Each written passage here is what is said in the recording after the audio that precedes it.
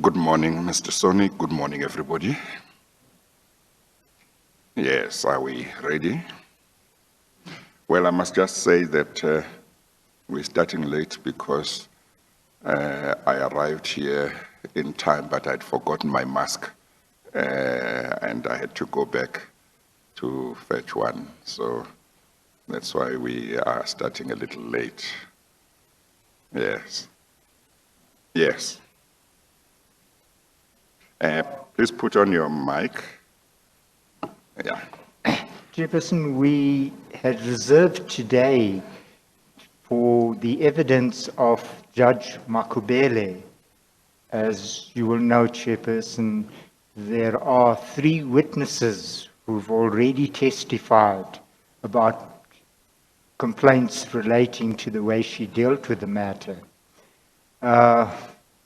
I understand that she's now appointed legal representatives and they wish to move an application. I've indicated, they've informed me about it yesterday, DCJ, an application for a postponement. I indicated that I would oppose it on behalf of the Commission. But before I set out the basis of the opposition, perhaps my learned friend, Mr. Shekwane, who is her counsel, should address you. Okay, let him come forward and then somebody can sanitize, or is it going to be more? Okay, I think let him come forward. Or whoever is going to move the application on behalf of Judge Makhubele.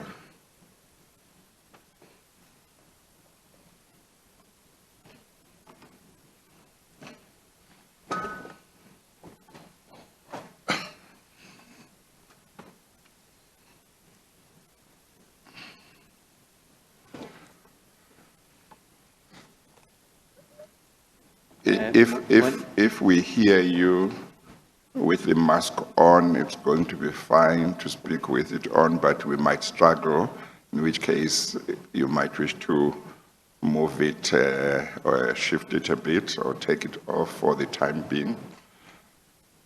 Thank you, Chair. Please just place yourself on record properly first. My initial is G. My surname is Shakwane, S-H-A-K-O-A-N-E. No, I think the mask is interfering. Oh.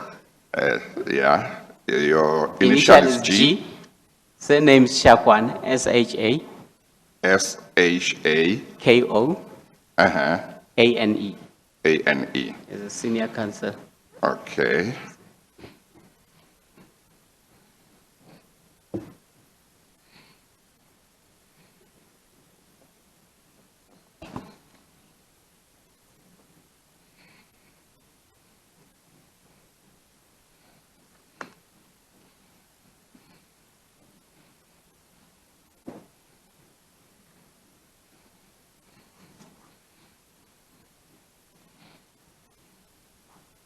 Yes, Mr. Shagwane. Yes, I am with Advocate M. Matapuna. What's his? Just give me the name again. Initial is M. M. The surname is Matapuna, M-A. M-A. T-H-U. Sorry, T-H-A. T-H-A. P-H-U-N-A. M-A-T-H-A. P-H-U. P-H-U. Yes, N-A. N-A. Okay, thank you. Chair, I stand here to... And you'll just have to raise your voice. I think yes, you have a soft voice. Yeah. I stand here to ask for a postponement of the hearing of the evidence of Judge Makhubele. The reasons were already set out in a letter which my learned friend, Mr. Soni, had been favored with. If I may beg leave to hand it up to you, Mr. Chair, then I can Yes, no, that's fine.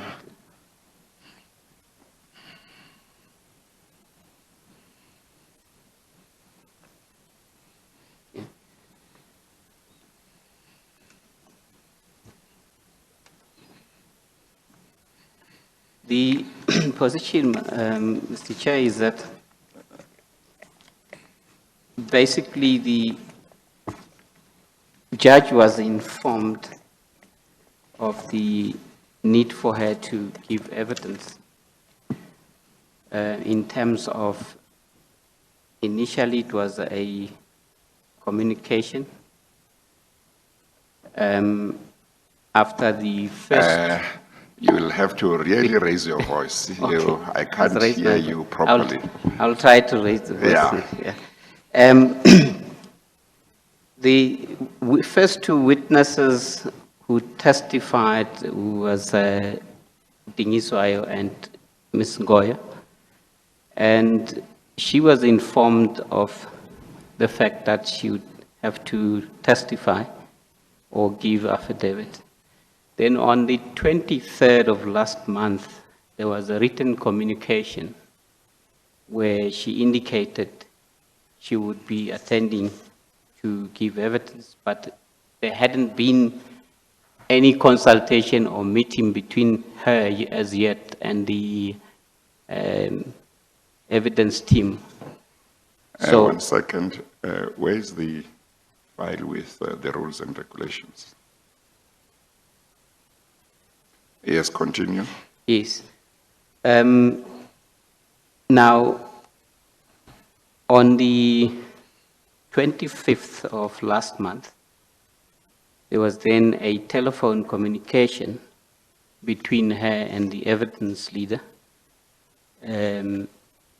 where she was asked to come to a meeting or a consultation on the 9th of this month. And then on the 9th, the meeting did take place. But before then, I should mention that there was a further communication on Saturday, the 27th of June, where she was informed that there would be a further witness, Advocate Buertes SC, who was to testify. And she had requested that she be notified and be present to when that evidence is tendered, so that she could have the opportunity to listen to the evidence and cross-examine to the extent that it would be necessary. However, on the 29th, she then was informed that, not on the 29th. In fact, the communication, if I may put it, it's in paragraph 6. The communication was that on the 27th, with the evidence leader, where she was informed that when checking the schedules for the 29th of last month, it was realized that Advocate Buertes SC would be testifying as a witness. But then she requested the notice that she be present when he testified. Unfortunately, that wasn't done. And she learned later that Advocate Buertes SC came on the 1st of this month and testified. She couldn't be there to listen or challenge his evidence. So then on the, on the 29th, an email was sent advising that he would then require to change a position as she communicated on the 23rd of June. In view of the developments that took place. Now, she needed to be able to address the evidence involved, and she had been of the mind that she might need to have her own legal representatives. And then she didn't get a response. The evidence of the 1st July went through by Advocate Buertes. And then on the 6th of July, she received the notice of set down for the 24th, and which was 3 days before the date on which she had to consult with the evidence team. Then on the 9th July, this month, the meeting with the evidence team took place.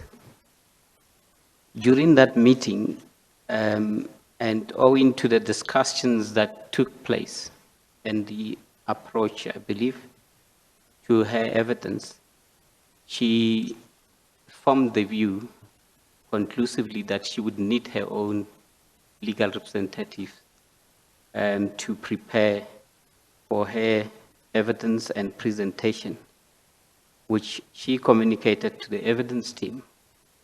Now, on the subsequent to that, she had then approached the attorneys on record now to be her legal representatives. A consultation took place on the 15th of this month, and after that consultation, she was then advised by the attorneys that she would need to secure the services of counsel. We were then contacted on the 20th in the afternoon, and on being informed on the date that it's an urgent matter, the indication to them was that our available day to consult would have been today. But obviously during the telephone call, we weren't aware that it is a matter about this commission.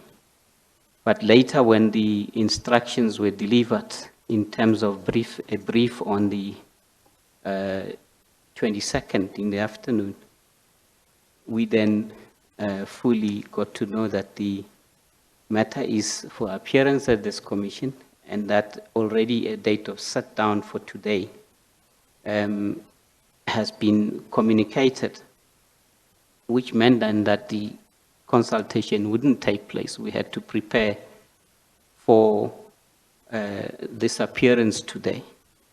I'm aware of the fact that in the rules, the requirement is that if there is a substantive application that sought to be made, it has to be done 7 days before. But in these circumstances, it could not be feasible because of the state of affairs, as I explained. Then when we got to know, as I mentioned, the first initiative that was suggested was that we have communication with the evidence leader to see if we could probably find each other, or there could be some way of accommodating the judge. But the indication when I spoke to my learned friend, Mr. Soni, was that he wouldn't be in a position to agree at that point, and that we would then have to make a request before the before you, Mr. Chair. At the same time, the leader of the evidence team, Advocate Pretorius SC, was also made aware of the situation, who then suggested that probably if there could be further discussions with my learned friend, Mr. Soni, they could continue, but at the same time we needed to notify the Secretariat as well, which was done through this letter to indicate the predicament. And initially on the 21st, is you may see, Mr. Chair, on the paragraph 13, there was communication to the Secretariat by email from the Attorney's Office, indicating that the judge would be requesting the postponement. but then it was not agreed to at that time. That was made known by a reply from the Secretariat on the 22nd, indicating that it is not agreed to. Then, which led to the events of yesterday in paragraph 14 there and 15. Now, in these circumstances, Mr. Chair, the situation as I observe it from this fact is that effectively up until the 9th of this month, there hadn't been preparations as yet insofar as the presentation of the judge's evidence is concerned. They met on the 9th, and before then, she couldn't come to any firm conclusion whether indeed it would be necessary for her to have legal representation or not. And it only happened on the 9th when the meeting took place, which there and then she made it known and she indicated the notice that had been given would be short notice. But for reasons that have not been clear to me to this stage is whether there were any reasons or what the discussions actually there were which led to that request not being addressed at that point to say, if you say it's short notice, then what is the suggestion, how much more time could be allowed for you to prepare? That all seems to have been missed. Then secondly, the observation I make also is that when one looking at that, from the time when she obtained the services of the attorneys of record to the 15th, there would be no more than 5 days after that meeting of the 9th of July. And having consulted on the 15th and then made the decision that she would have to acquire the services of counsel, one had only the week of the 13th, the week of the 20th, which is last week. And the communication was made first with counsel on the 20th, and which then led to the indications, because one couldn't be available immediately, given to prior arrangement which had been ensuing. So in these circumstances, Mr. Chair, I am aware that in terms of Rule 11, good cause has to be showed if a postponement had to be allowed. Now, on the facts and on the observations... Well, Mr. Shakwana, yes. What is the real reason why your client wants a postponement? She needs to have a consultation with the legal team, Mr. Chair, and then be able to... Why has she not had a full and proper consultation with her legal team from the time she at least knew that the matter would be coming up today?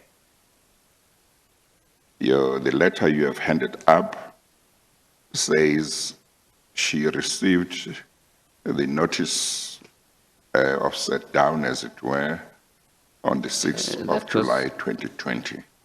Yes. And we do know that 3 days later, on the 9th of July, she had a consultation with Mr. Soni, the legal team, which was at her request. She had requested that she had a consultation with the evidence leaders. She indicated in correspondence that she was making herself available. Yes. And why why was a consultation with her legal team not held within 5 days after the 6th of July, or within 5 days after the 9th of July, after she decided that she would need her own lawyer? Basically, it will be the 9th of July, Mr. Chair. And as I, And remember, we are not talking here about a lay person. yes, true. We're now not even talking about an attorney or advocate. We're talking about a judge. Yes, true. True. But So when were the attorneys instructed? What was the date when the attorneys were instructed? it's not specified here in the letter, but I can, It's not I clear can here. establish.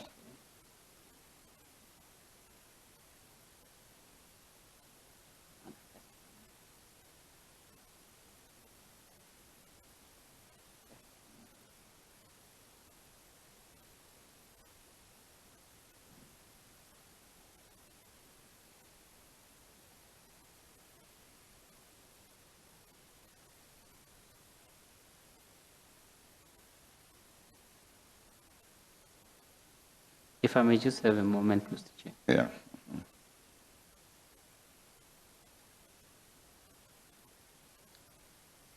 But you see, I'm surprised even by the fact that this basic information is not at hand.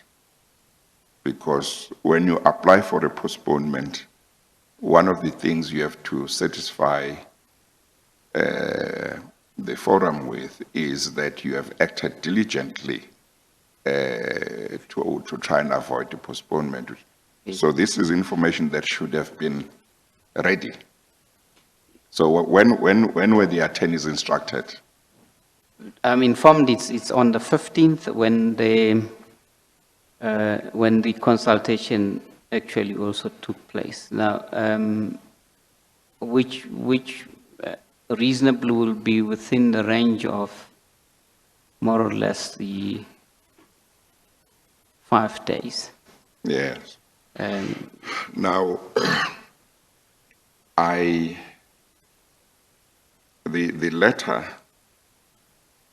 I think it's the same letter that you have handed up here, yes. was made available to me this morning through the commission.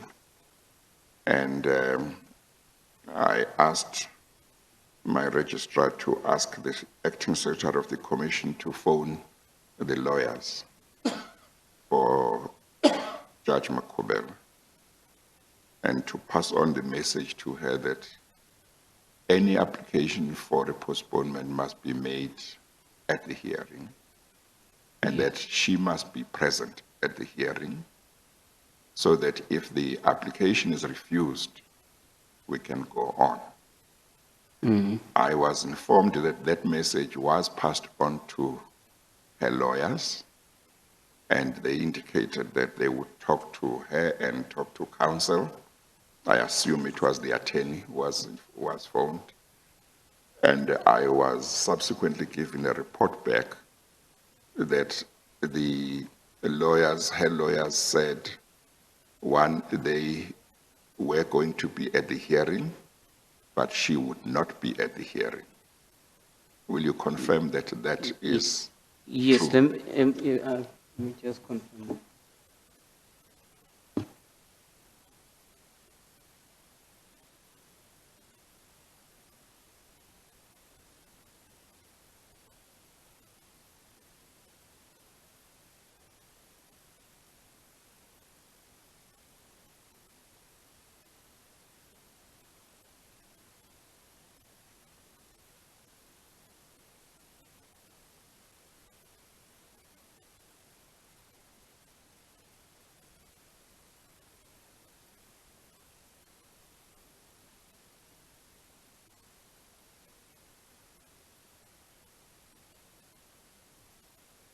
Mr. Chair,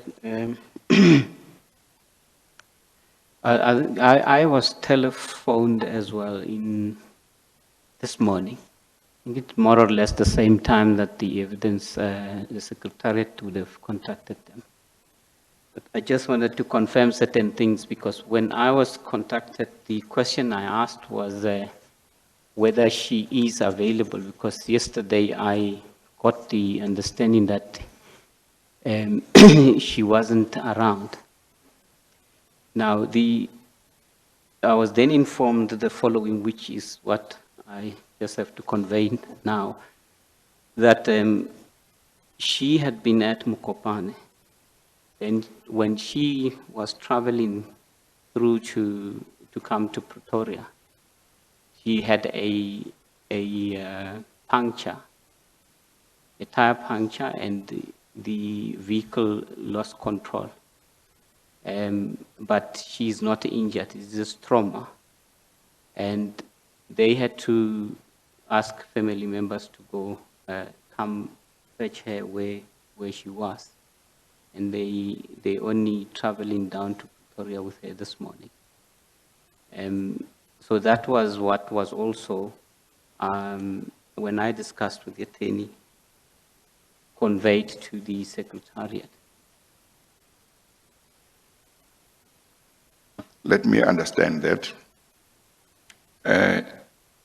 She had a tire puncture sometime yesterday. Yes, that's, I think it's yesterday, it must have been in the late afternoon. Late afternoon. When they were supposed to come down to this side. Yeah. Was she on her way from Polokwane to Pretoria? From Mokopane. Sorry? From Mokopane. Oh, okay. Yes. And then what happened? Is that connected with her not being here, or what is the position? When I asked if she could be available to come, when they informed me that that happened, and the trauma that she might have suffered, and the fact that she's only arriving in Pretoria this morning, the sense I gained is that she probably will need to consult a doctor or so, because that's usually what happens. But I didn't get the full details in respect of that, Mr. Chair. Before we proceed, Yes. I'm going to ask you to contact your client. Yes.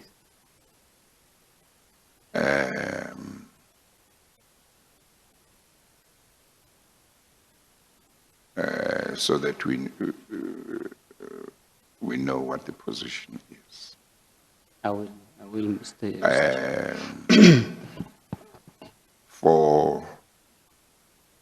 I wanted her to be here because we don't know what the outcome of the application for a postponement is going to be, so that if it is refused, she is available and we can proceed.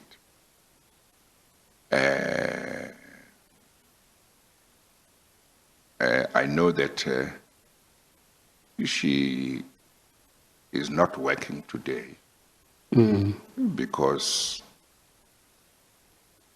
I did speak to the judge president, to her judge president, some weeks back, once we knew the date, to say to the judge president, this is the date that has been set aside for your judge to appear before the commission.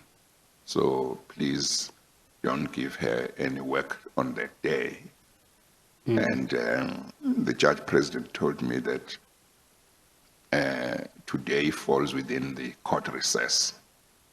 So, but he also said he would make sure that he didn't give her any recess duty to clash with today.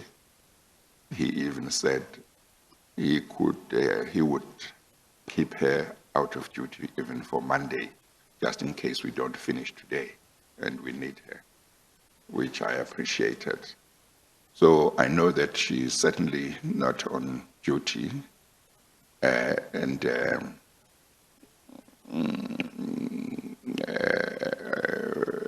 to now, the basis for the application for a postponement is not that she is sick.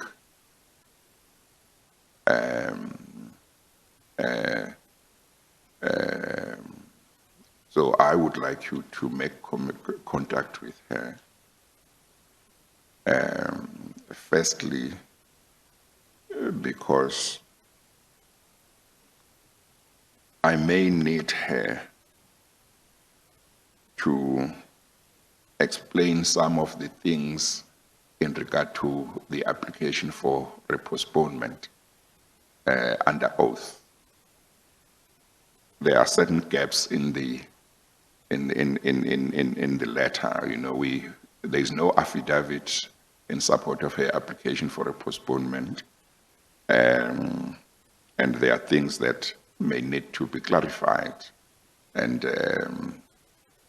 it may well be that I would need her to take the stand for purposes of answering, giving clarification on certain issues relating to her application for a postponement, but also apart from that, in case the application is refused, to be able to be available. But I think we'll need to take an adjournment to enable you to be in touch with her, and then we can resume. Then we can take it from there. Thank you, Mr. Chair. Okay. So we are going to adjourn for 15 minutes. On my watch, that will take us to 5 to 11. We adjourn. So, Mr. Chair, I just Yes. wanted to clarify. Yeah. If there are any specific matters I must establish from her. No, not apart from just finding out. Well, I want you to find out her situation about coming here, whether she can come here, because one, I would like her to be here so that whatever I might need to have clarified under oath, she would be available to support her application for a postponement. But also, if her application is refused, we would like to be able to proceed. So find out what her position is. But that's what we would like to do. Thank you. Okay, all right. We adjourn. All rise.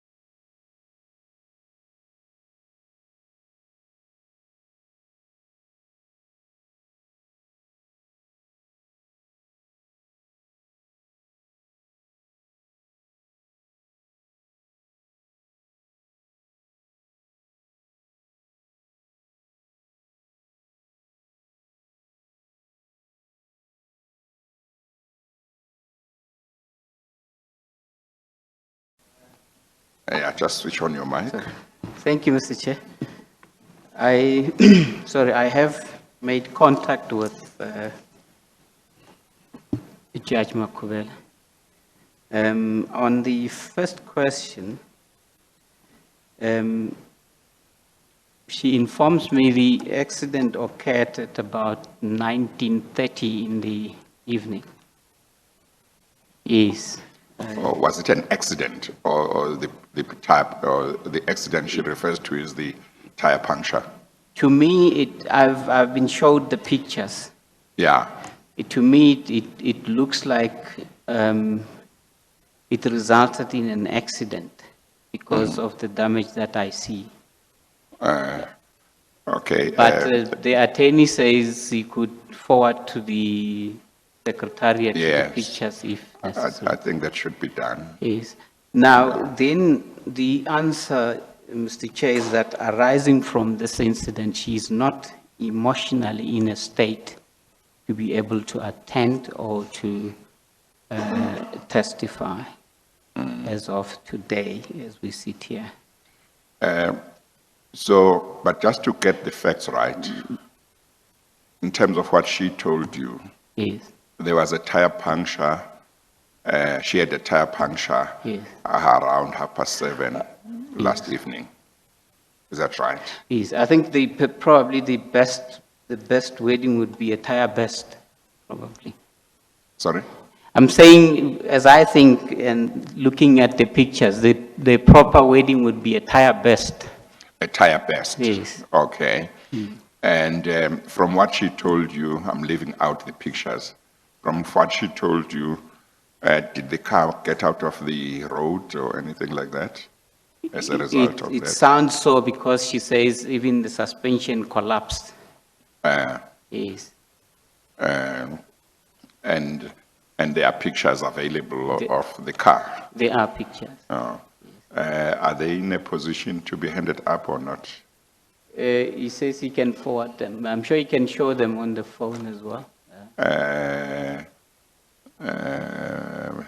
Well, they can send to Mr. Soni because he must see them first, and then maybe arrangements can be made to immediately print while we continue. Thank you, Mr. Yeah, I think her lawyers must be in touch with Ms. Rangata, who can give them the information as to what number to send the pictures to, and then she will try and see while we continue whether she can have them printed, then they can be handed up to me in printed form.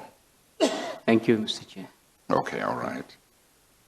So she says as a result of what happened yesterday when there was a tire puncture or tire burst, she is not emotionally in a position to be here Yes, today. yes. Does she indicate when she feels she might be emotionally fine to appear? I didn't ask that you didn't specific canvass question. that. Okay, no, Mr. that's Chair. fine. Yes. Did she indicate whether she did have to go to a doctor or not? I didn't ask that question, but Yes, and yes. if I understand the position, I can only guess that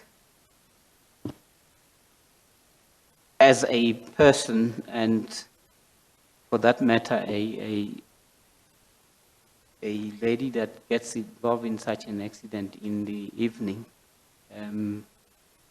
even if they may not have gone to a doctor, it's traumatizing enough for them not to be in a state. Yeah, no, I just wanted to get the facts right, whether she felt so traumatized that she did go to a doctor or she might not have gone to a doctor, but nevertheless, she feels traumatized. Yes.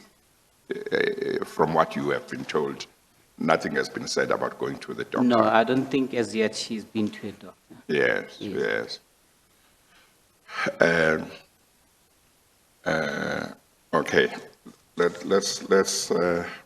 talk about this matter.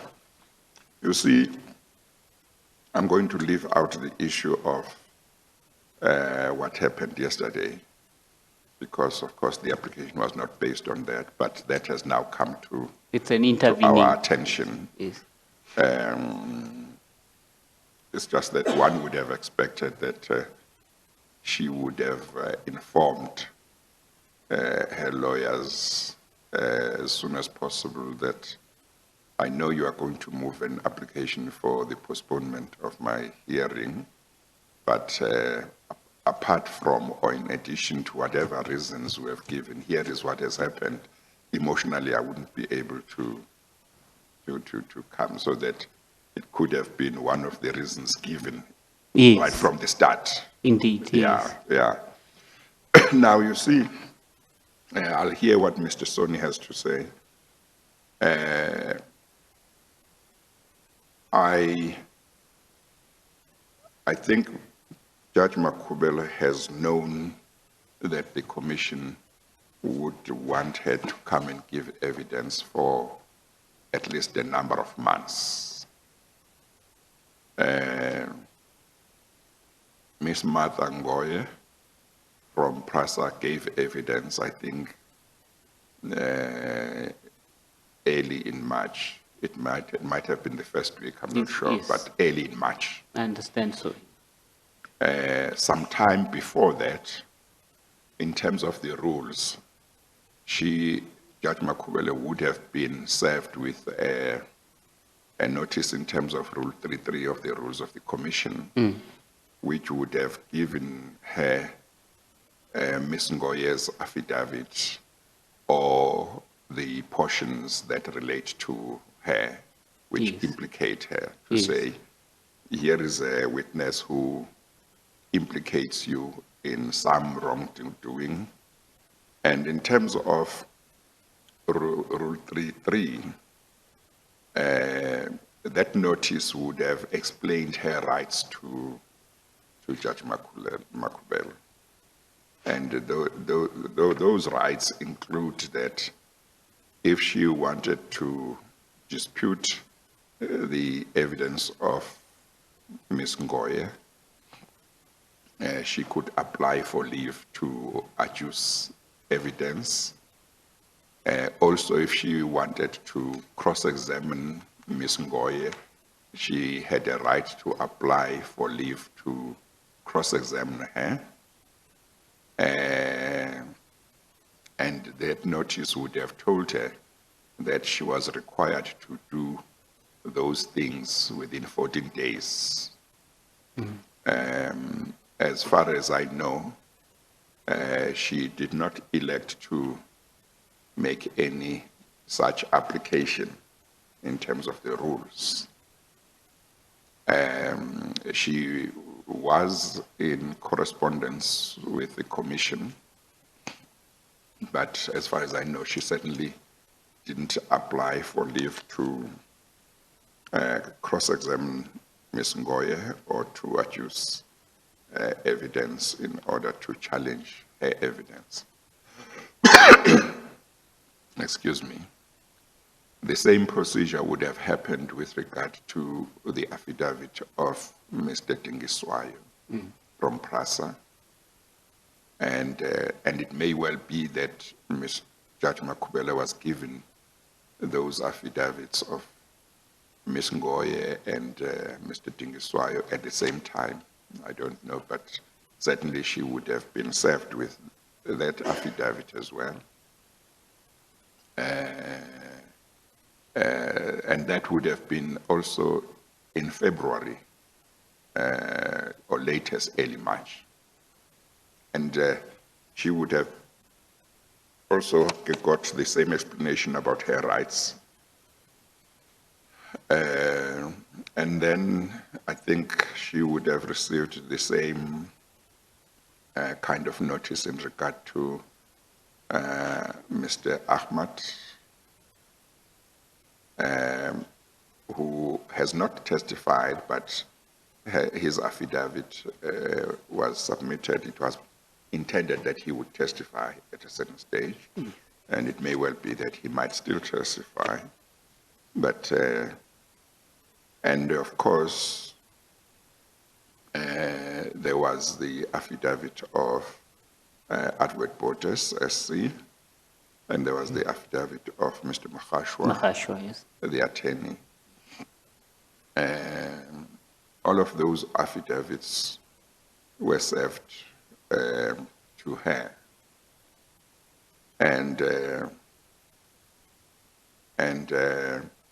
I believe that, and Mr. Soni can tell you, I believe that at some stage, maybe in February, maybe in March, or even after, there was communication from the legal team to her, asking her to finish the commission with an affidavit responding to these allegations, these affidavits. And as far as I remember, subject to one qualification, I don't think that she finished any affidavit in response to such requests. Now, I'm saying subject to one qualification because I think at some stage in June or early July, she did correspond with the commission, and there was an affidavit, I think, if I'm not mistaken, which dealt with certain issues, one of which was what Mr. Bottas had to say about her. But I think she may be mentioning certain other things relating to Ms. Ngoya and Tinswalo in that affidavit. So she has known that it was likely that she would be asked to come and give evidence. It was a question of when. She has known what she has known who the witnesses are who seem to implicate her in some things. She has had their affidavits, and if she wanted to even see the transcript of the evidence, she would have been given that. Now, according to this letter that you have handed up, she became aware on the 6th of July that the date that had been determined for her to appear is today. Now,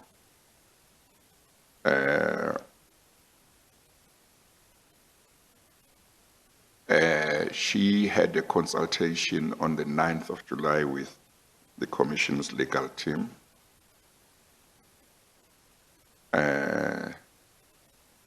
She never brought any application until today for the postponement of the date of her hearing. And it seems to me that if she instructed her attorneys on the 15th of July, she allowed a whole week to lapse after she had become aware of the date, and she knew that the date was not far. And then from the 15th of July to, I think, before the 21st of July, there was no indication that there would be an application for a postponement. If I'm not mistaken, your letter makes an indication it's either 21st or the 22nd when, It's the 21st. 21st. Yes. Yeah, the first letter was indicated.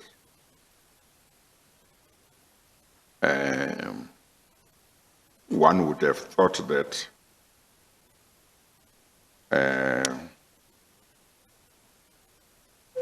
the time would have been used even to put the application as a substantive application on affidavit, which hasn't happened. And of course, as I said earlier on, we are not dealing here with just a layperson. We're not dealing with a practicing attorney or advocate. We're dealing with a high court judge. Yes. She knows how important it is to act quickly if you are expected to appear in court or in a tribunal, in a forum, how important it is to act quickly if you are not going to be able to appear, if you seek a postponement application.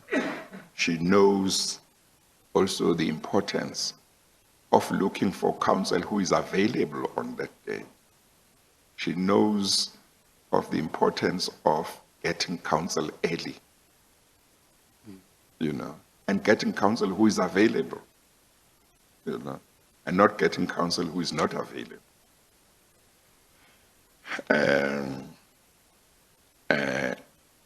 I'll hear what Mr. Soni says, but I want to make these remarks to you so that you can address them if you wish to, because they cause me serious concern about her and her application. Yes. That when she has had as much time as she has had, several months, she comes at the last minute and asks to postpone the hearing of her evidence. As for the postponement of the hearing of her evidence, and therefore, which would therefore mean that this commission, for this commission, this whole day is wasted. We don't have a lot of time. And I think about everybody in the country knows that. We are operating under a court order that says we must finish our work within a certain time. And as I say, she has known from probably February, early March, that the commission is likely to want her to come here at some stage. She has been finished with all the affidavits, as far as I understand the position, and she has had the opportunity to respond to those affidavits and put her side of the story. And subject to the one qualification I said about this other affidavit, she has not dealt with the affidavits in the manner that one would have expected, despite having all the time. And as I understand the position, she has been on recess because it's been court recess for a number of weeks. I think the court recess is coming to an end maybe on Monday. Maybe they are resuming on Monday. And if I still recall correctly, court recess in the High Court in winter is about a month, or maybe 3 weeks, I'm not sure. So she has had a lot of time, It's concerning. That's what I want to say. But you may wish to address any of these concerns I'm raising before I allow Mr. Soni. Yes. Obviously, Mr. Chair, with the limitations under which we came in to assist, one is limited in addressing this. Yes. But to start with, from the little that I gained, especially through telephone consult yesterday, is that there had been counsel and attorneys who had been assisting before. The current attorneys had not been involved at that stage. Well, I'm under the impression that they were involved unless they are two law firms with the same name. That's the next words which I wanted to mention. They got Yes, they got yes. terminated at some point. Yes, it was terminated at some Yes. point, yes. So there were attorneys who then were involved with counsel, Levala SC, but then it came to pass that he was said to be conflicted because he is also counsel for Prasa. So he then had to withdraw, and attempts to find alternative counsel were not successful because one counsel was found in Pretoria who later decided she would not be able to continue with the mandate. Hence the fall back to the current attorneys. And I'm told some communication initially happened around the 7th. It would have been telephonic or so with one of the attorneys.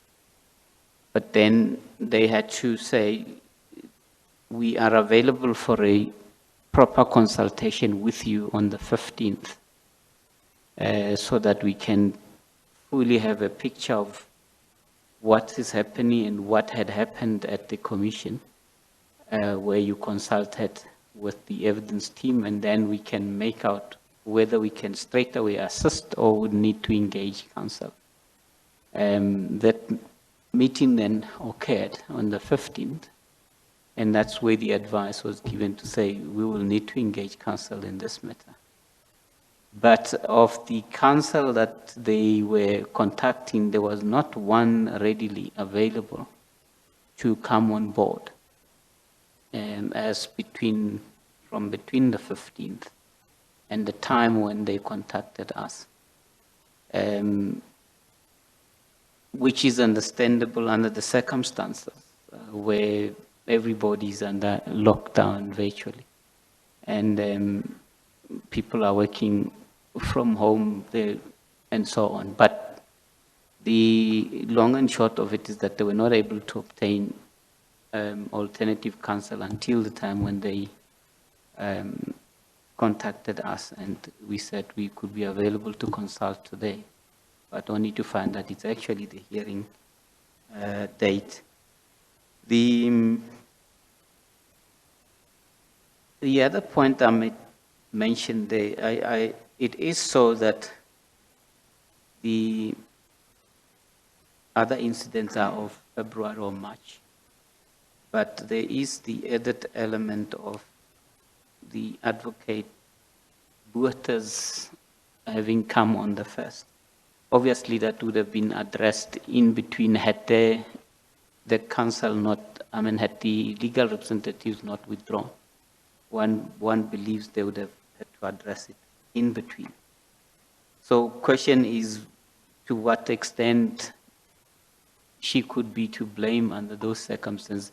I appreciate the fact that she is a judge in the High Court, and that one cannot look at her like any other ordinary.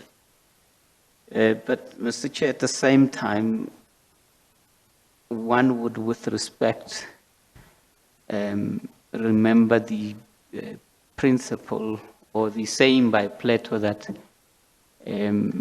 it's best for one to have legal representatives than themselves representing their own case. No. So in these circumstances, I would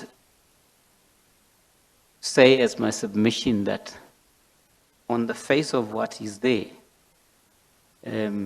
some steps almost proactively appear to have been taken, except for the limitations of the availability of those that she went to for assistance.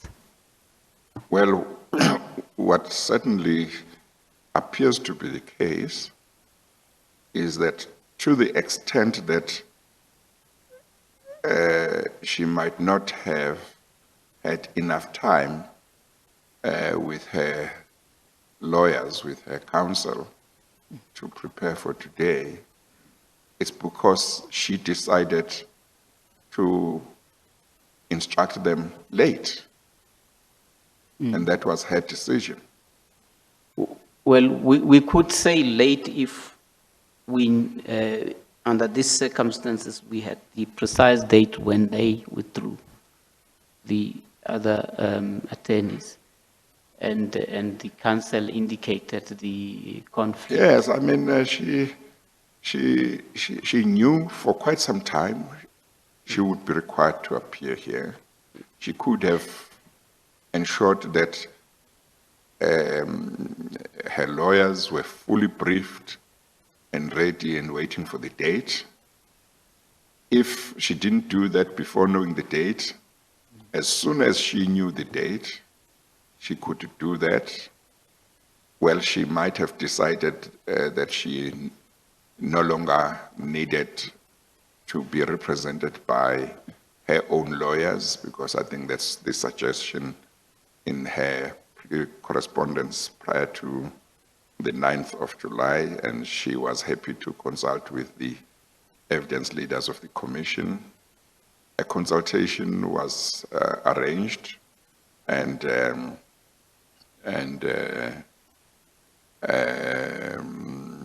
it took place on the 9th of July. Mm-hmm. But she doesn't seem to thereafter act with urgency when the next time she instructs attorneys is on the 15th, when the matter is quite urgent, the date is not far. And then, of course, about 6 days thereafter lapse before the commission is informed of any difficulties that may be there to her appearing. And as things stand, there does not appear to be any proper explanation from her for why she didn't act with diligence in regard to between the 6th, or at least the 9th, up to 21st, when the first letter was sent. Yes, but it may be that there is not much you can say other than what you have already said. Safe to point at the following: on the contents of the letter, she had already indicated as early as the 27th, 28th, when she was contacted to say that Advocate Botas will be testifying, that the notice she's being given would be short notice. But also the fact that she then indicates to the team, as in paragraph 8, that she would have wanted to be given a Rule 3.3 notice in respect of Advocate Bota's evidence. And if she has had that notice, then one understands that probably that part of Advocate Bota's evidence would have been addressed at the time when he had testified. Well, she would have been given Mr. Botas's affidavit. Yes. Ahead of the date of the hearing, and that notice would have told her that she could attend the hearing when Mr. Bottas gives evidence. But if she was not available, one, the affidavit, she would be having it already. Two, if she wanted a transcript of Mr. Bottas' evidence, she knew she could ask for it. She's a judge. She knows these things. Evidence get transcribed. She could have got that. It doesn't seem to prejudice her in any way, as long as in the end she can see the evidence that was given, and she can decide if she wants to cross-examine him, in which case she must make an application for leave to do that, but that has time limits within which it must be done. And so, and the rules make provision that if you were not given a notice timelessly about a witness who is going to implicate you, you can make an application to the chairperson for an appropriate order. So most people, since the commission started, don't take it as a problem. Because they know they can still get the transcript, they can still apply for leave to cross-examine the witness, and if they are granted leave, then they will challenge and cross-examine the witness. Yeah. Okay. I think I've heard what you had to say. I mean, I need to hear Mr. Soni. Is there some last-minute instruction that you have just got? Yes, I'm trying to communicate something to me.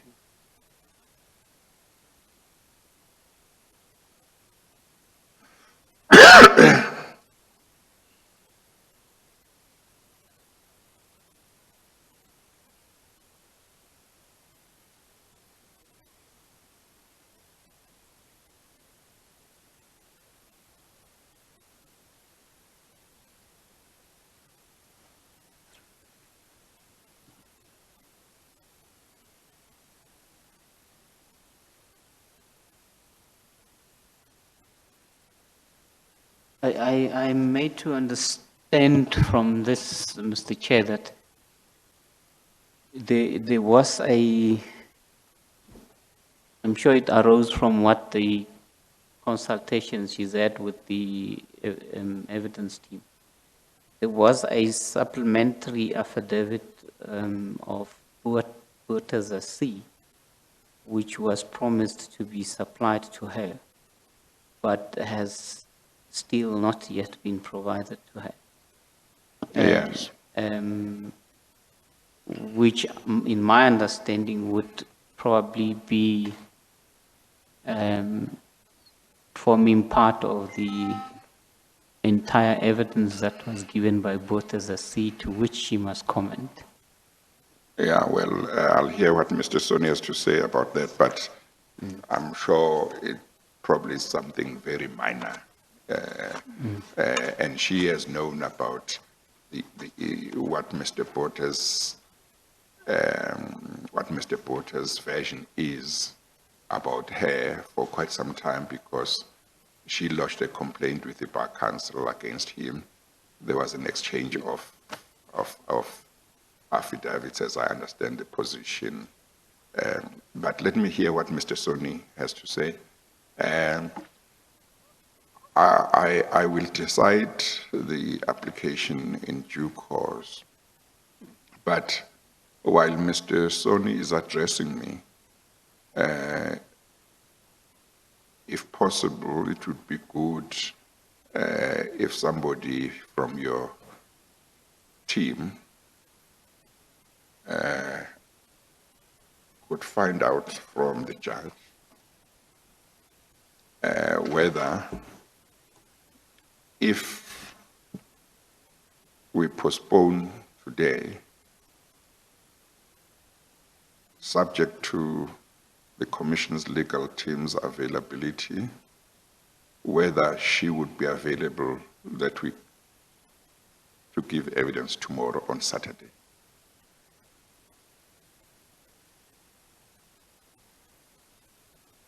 We have set on a Saturday before. We will sit on a Saturday if necessary. I can indicate that next week would be problematic. I saw that there was a request for a month. I can tell you immediately, I'm not going, if I grant a postponement, it's not going to be for a month. That I can tell you. I've spoken to her judge president this morning, and I asked him whether should I be persuaded to grant a postponement. If I grant a postponement to a date that is close, but which happens to be a day when she's supposed to be in court, would he be able to release her? And the judge president said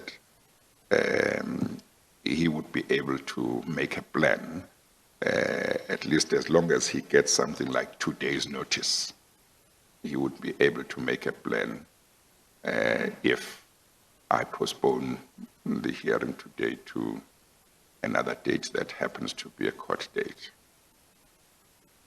So, all right, so let me hear what Mr. Soni has to say, but maybe somebody in your team could, in the meantime, try and get that information from her. Okay. Thank you. Mr. Soni, I think they might need to sanitize before you take the stand.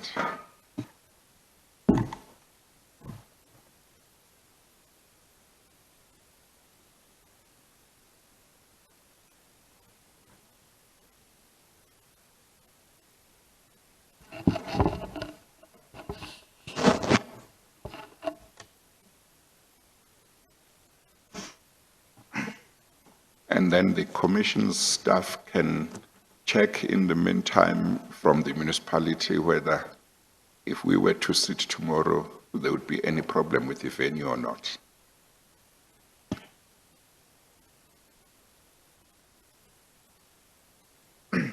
Maybe let me start with that, Mr. Soni. Should I grant the postponement, how is your availability tomorrow? We are available tomorrow and Sunday. And Sunday? Yes. Okay, thank you.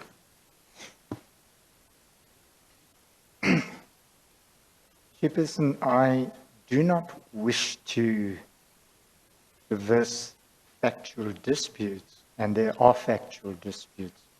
My learned friend handed you today a letter explaining or purporting to explain the sequence of events. Now, Chairperson, there are 2 letters that I would beg leave to hand up to you, and they were both sent to Judge Makhubele relating to how things were to progress. The first is the 13th of July, which is after the consultation with her. And then, Chairperson, on the 22nd of July, to the attorneys when they placed themselves on record. And before you proceed, let me say that it may be necessary for the record for you to go through the history of what has happened since, particularly in regard to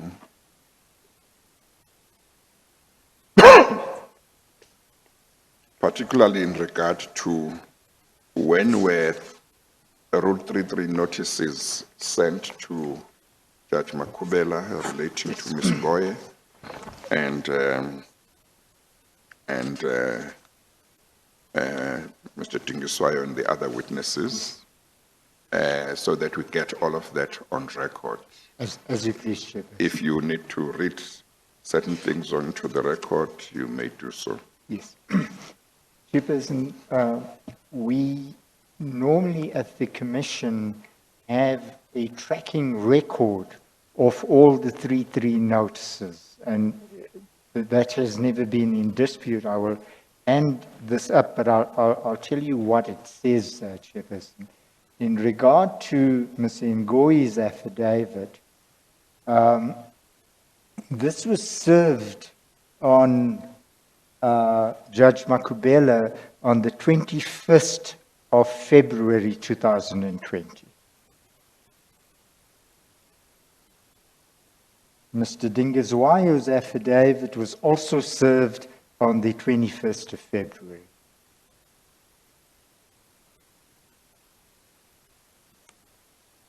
Then there are three other affidavits, Chairperson. The affidavit of Mr. Zaki Ahmad was served on the 20th of February 2020. Mr. Makashwa's affidavit was served on the 26th of May 2020, and Mr. Botus's affidavit was served on the 26th of May as well.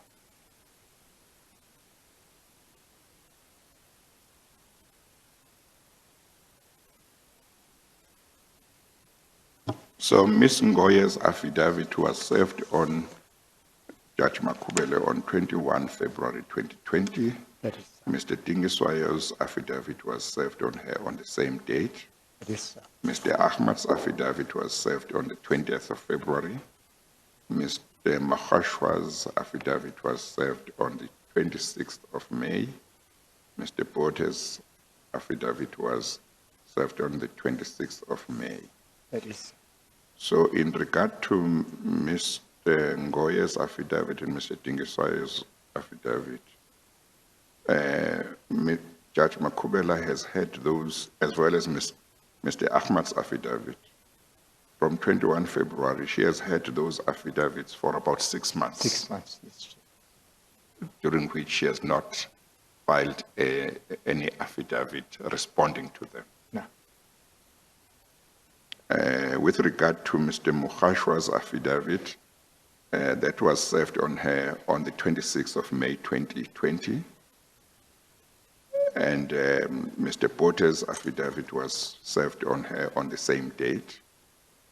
And with regard to those two affidavits, she has had about 2 months. That is, sir. And apart from the affidavit that she filed sometime, was it early July? 1st of July. 1st of July, which dealt to a large extent with Mr. Porter's. Apart from that, there is no other affidavit that she has filed. No. Yeah. So, So, yes. And then talk about the supplementary affidavit that Mr. Yes. Shukwana talked about. Chairperson, at the consultation of the 9th of July, Judge Makhubele said that she was ready only to discuss Mr. Botus's affidavit. And I've recorded in the letter of the 13th of July what happened at that consultation. She's never responded to say what I recorded was incorrect. But to answer the question, Chairperson, I then indicated to her that I was more than happy to to do a supplementary affidavit because she said she had not covered certain aspects, in particular messages exchanged between her and Mr. Botus. I then sent that affidavit to her on the 13th, and I heard my learned friend say that hadn't been done. It in fact has been done, and I will submit to you, Chairperson, an SMS from Ms. Rangata to Judge Makhubele attaching the affidavit in question. On that issue, Chairperson, and I do not wish, because I place on record now that I will raise some of these matters with Judge Makhubele whenever she comes to testify, Chairperson. And the reason I do that is, after I submitted the affidavit to her, I phoned her. She didn't answer the phone. Her daughter answered the phone. And I said to her daughter, please ask her to phone me. That was on the 13th of July. I've not heard a response since. I took the trouble over that weekend to go through all the correspondence and assist in that process. And now to be accused of not doing what I had indicated we submit, quite cheeky, Chairperson, to say the least. But those are, in fact, the facts. But there is something that my learned friend has tried to explain. Well, you might wish to highlight certain things in the letter that you sent or that was sent. Yes. So that there is a clear picture of where the legal team of the Commission stands. Yes. With regard to some of these. I leave it to you what to place on record, yes, or whether to read any part into the record. Chairperson, in the letter of the 13th of July, the first 3 paragraphs indicate the past history, as it were. From the outset, after the time that Judge Makhubele received the affidavits of Mr. Ngoyi and Mr. Tinswalo and Mr. Ahmed, she adopted a legalistic approach about she hadn't been advised about this, that, and the other, and there was an exchange of correspondence. But for present purposes, one need not deal with that, because then she wrote to the Commission and say, I've changed my mind. I'm not having independent lawyers. I would like to consult with you. And it is as a result of that that the consultation of the 9th of July was arranged, Chairperson. And it was arranged for the 9th of July because we were hearing the evidence of the witnesses in the week before. And it was the 29th, from the 29th of June to the 2nd of July, we heard the evidence of Mr. Ngoyi and Mr. Tinswalo and Mr. Boutis in relation to Judge Makhubele. So that's why one couldn't consult. What I want to say, Chairperson, is she at no stage indicated that she was unhappy with the arraignment. I had many telephonic communications with her, and in fairness to Judge Makhubele, the conversations were always cordial and very respectful on both sides. And it is in that context that the consultation on the 9th of July came about.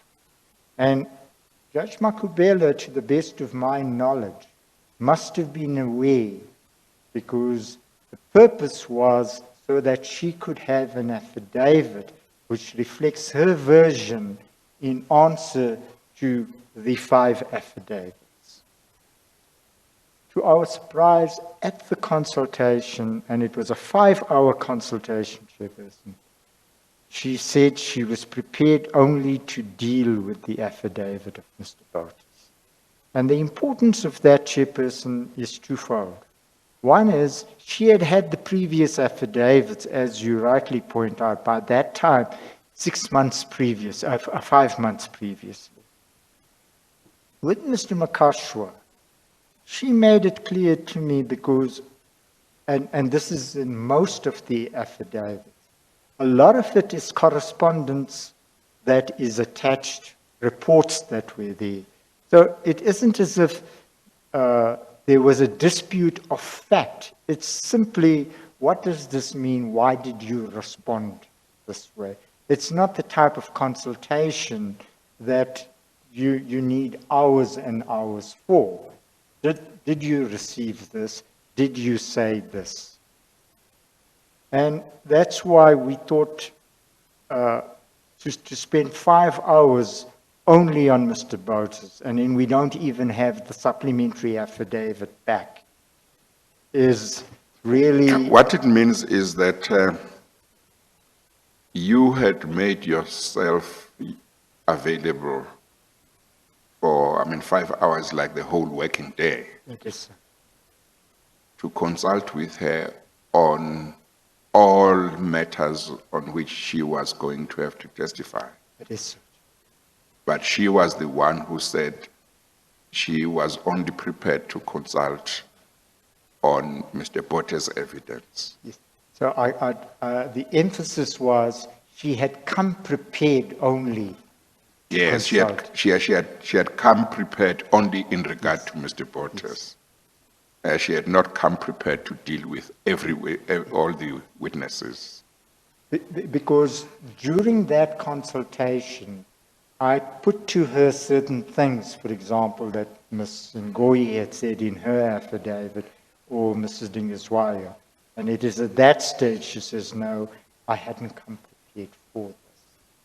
And prior to when the arrangement was made for that appointment, was there any discussion that the consultation would be that she needed to prepare herself only in regard to Mr. Bottas? Not at all, Chair.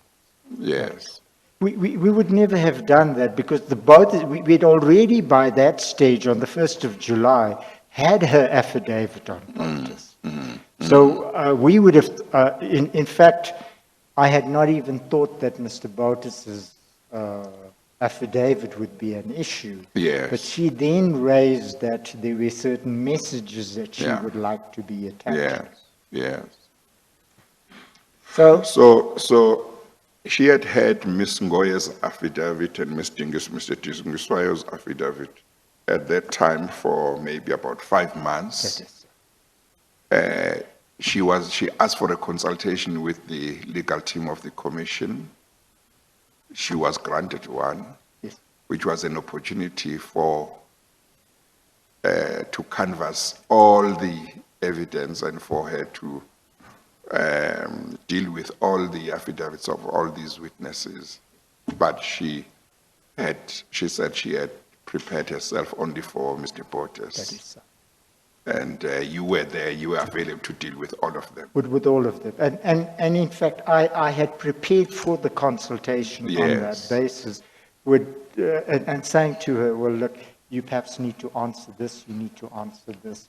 Do you agree that this was said? It is at that stage that she indicated that she would rather not. Did she give any reason why she had not prepared to deal with all of them?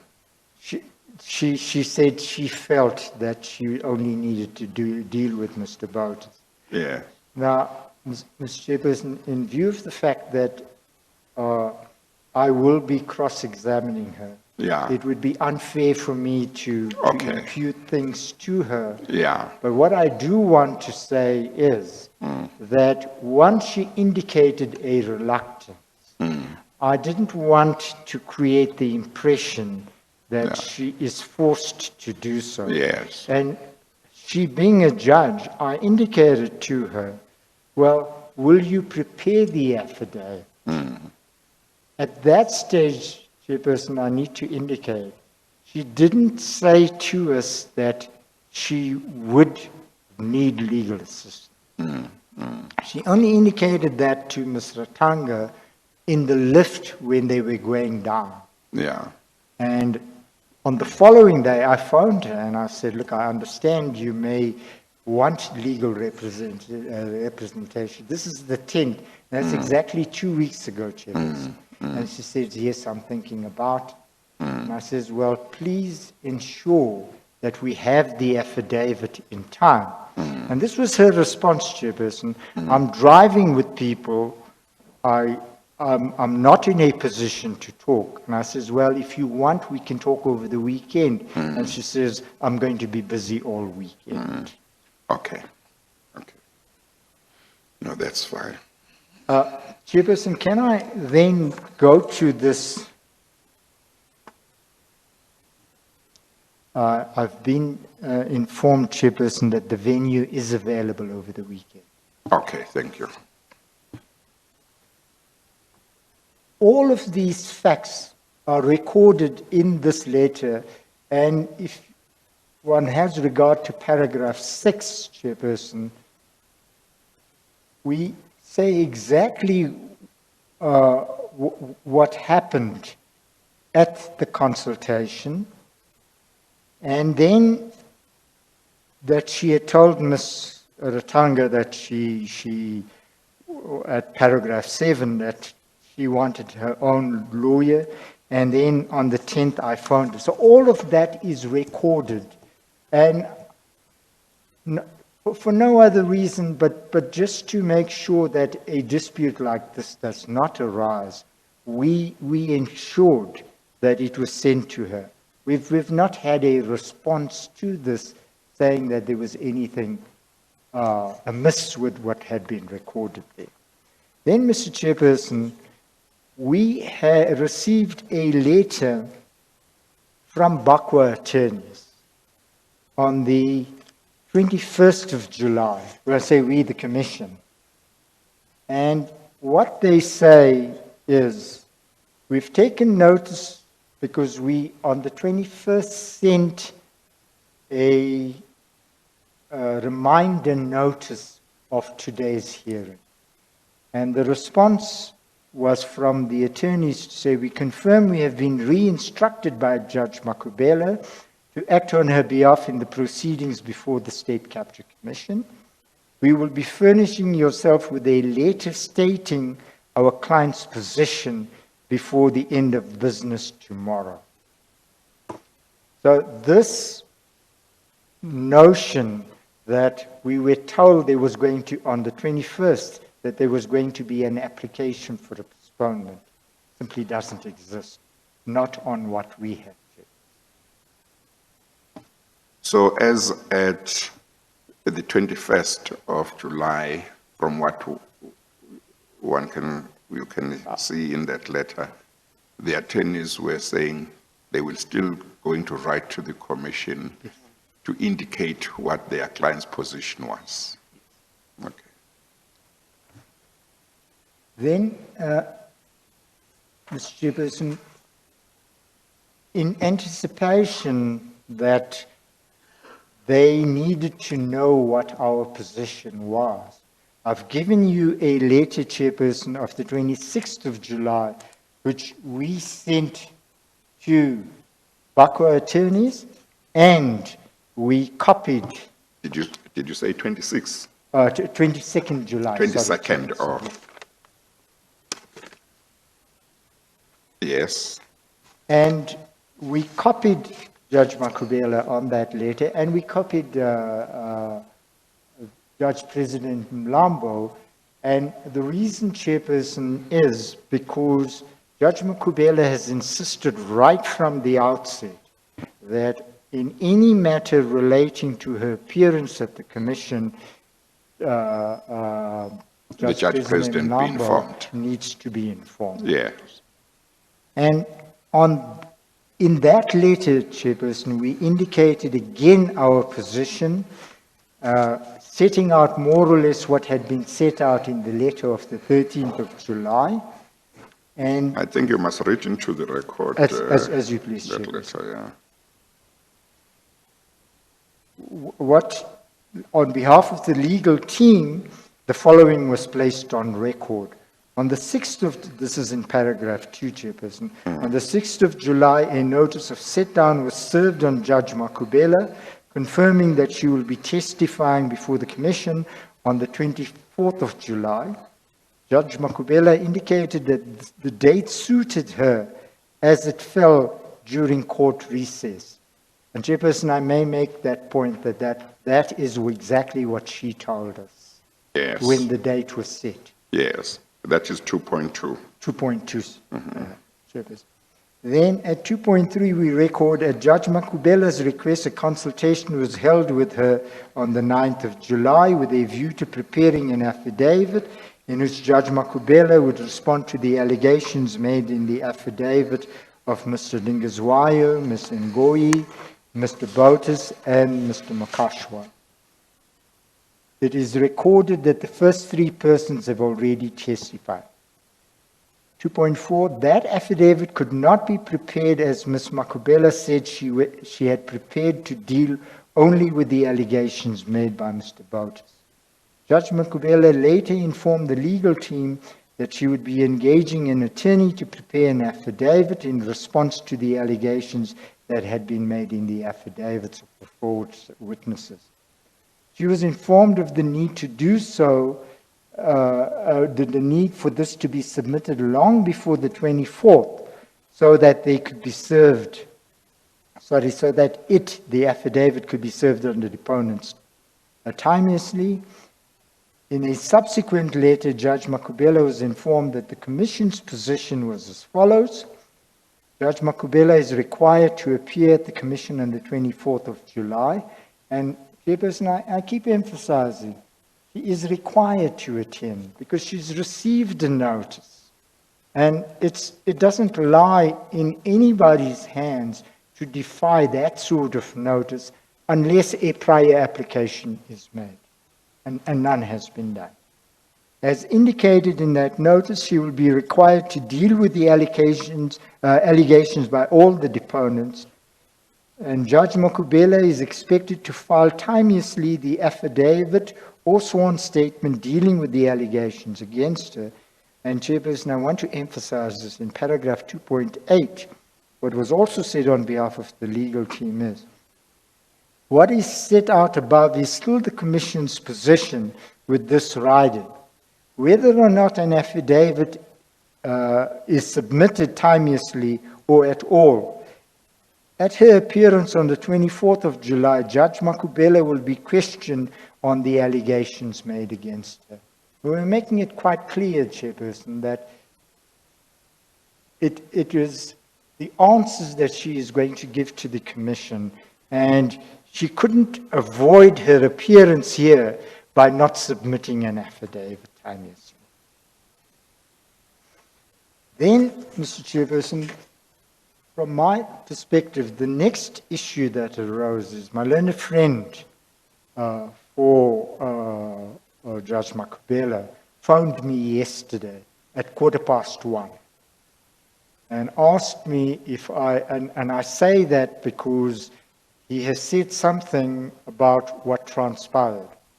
I said to him, Chairperson, that it was not in my hands, but I want to formally place on record the two letters, or what had been recorded in the two letters, and that I would strongly oppose any application for a postponement.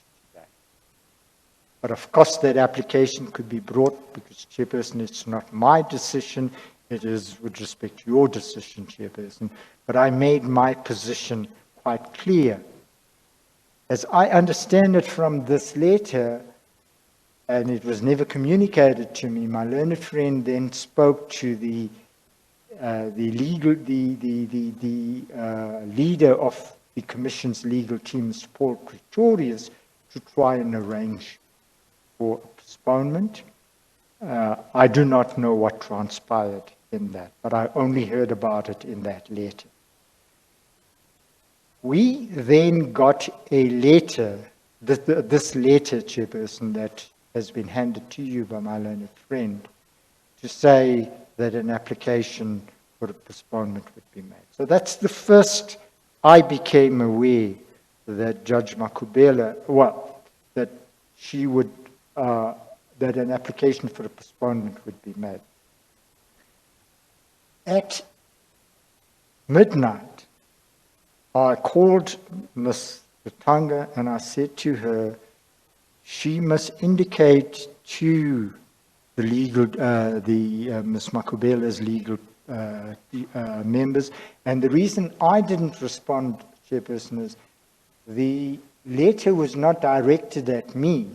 You will see it's directed at Ms. Rutanga for her attention, to say that this application would be made. And keeping that protocol, I said to her, Judge Makhubele must be told that there would be this opposition, and that she is required to be here. So that, Chairperson, are the facts, and I place them on record because, in a sense, what is recorded in the letter that was sent does not accord with what has been. We submit the agreed facts as up to yesterday, and which are borne out by all the exchanges between us. So to the extent that what is contained in the letter is in the letter by Judge Makhubele's attorneys is at variance with what we have put up, Chairperson, we would ask that what we have set out be regarded as the correct set of facts on which the application should be adjudicated. Chairperson, for me, this really is the issue. The dispute and all the disputes relating to this matter are contained in documents. It does not require days and days of consultations to work out what the disputes are. I give one example, Chairperson. There is a report that is given by Mr. Makashwa. Well, Mr. Sone, I don't even think you need to give examples. Yes. Judge Makhubele has had, the main affidavits are those of, concerning her, those of Ms. Ngoye and Mr. Tinswalo. She has had them for 6 months. Absolutely. She has not prepared any affidavit during that 6 months to respond to those affidavits. As far as Mr. Ahmad is concerned, she has also had 6 months Yes. to prepare affidavit to respond to them. As far as Makhashwa and Botes, take Makhashwa, she has had about 2 months. Indeed. And she has not done anything. In terms of the rules, everybody is given 2 weeks, 14 days. She has had more than enough. Yes. She has done absolutely nothing to deal with those allegations by way of affidavit. She has had ample opportunity. No explanation seems to be given why, over these 6 months, she could not have prepared those affidavits or got counsel to prepare those affidavits for her to respond to these. And with regard to Mr. Botes, she has known Mr. Botes' version about what he has to say about her, I think for quite a long time, because of the complaint that she lodged with the Bar Council. So there is no doubt that she has had more than ample time to prepare affidavits. Yes, so what is there anything else you want to say? Chairperson, there is one further matter.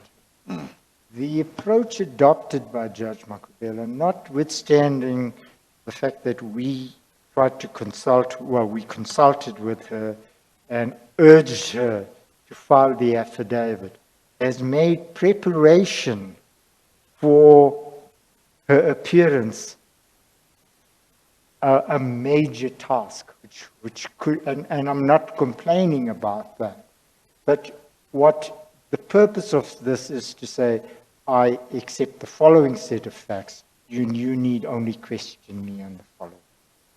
But the preparation now has been to check with every fact, because there isn't that affidavit. And it just, in a sense, Chairperson, makes the leading of evidence a very untidy affair, as it were, because you need to go through the allegation first and then her response to it. And Judge Makhubele must know that that is not how disputes in a commission like this are resolved. Okay. Is there anything else you want to say? Chairperson, I know I should formally say what our position is with regard to the postponement. The difficulty is that there is this non-appearance. And I'd rather not comment on it. I'd rather challenge whatever Judge Makhubele says when she comes to give evidence on that. But I would just say this, Chairperson, that prima facie, it is highly disrespectful of the Commission and even more highly disrespectful of you, Chairperson. Given the fact that you're the Chairperson of the Commission, also given the fact that, Chairperson, with respect, you are the Deputy Chief Justice of the country. And when a notice is served in your name virtually to appear and to adopt this cavalier attitude is something that must be frowned upon. Yes, thank you. Mr. Shakwana?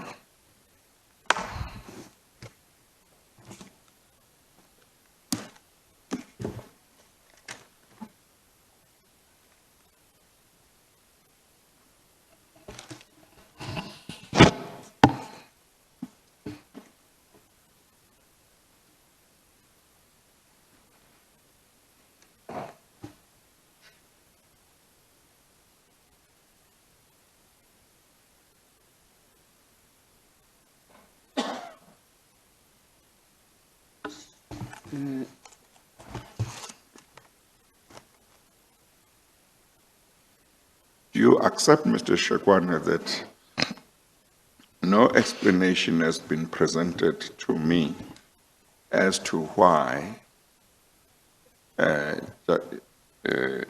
Makhubele has not, over this long period since February, prepared affidavits that respond to the allegations made against her by Ms. Ngoye, Mr. Tinswalo, and Mr. Ahmad, and also why over the past 2 months or so, she hasn't prepared an affidavit responding to Mr. Mukhashwa's affidavit.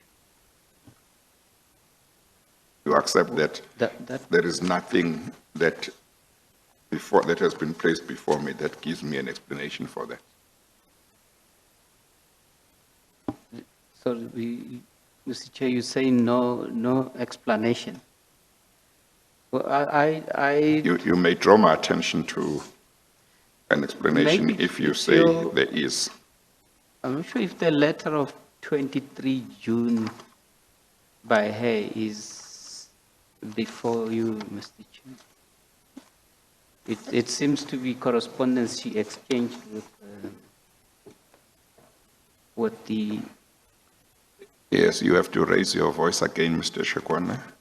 I So- think the mask is preventing you from being heard. I was saying the letter of 23 June, which she wrote to the evidence team, is. That's not before me right now, isn't it?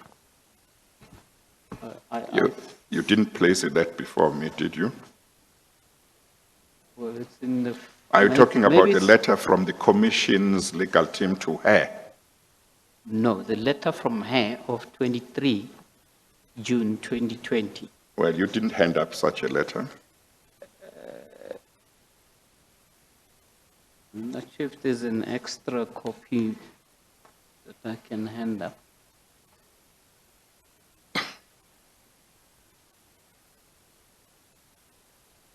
What does it say? Does it provide an explanation? It says, amongst other things, she says there that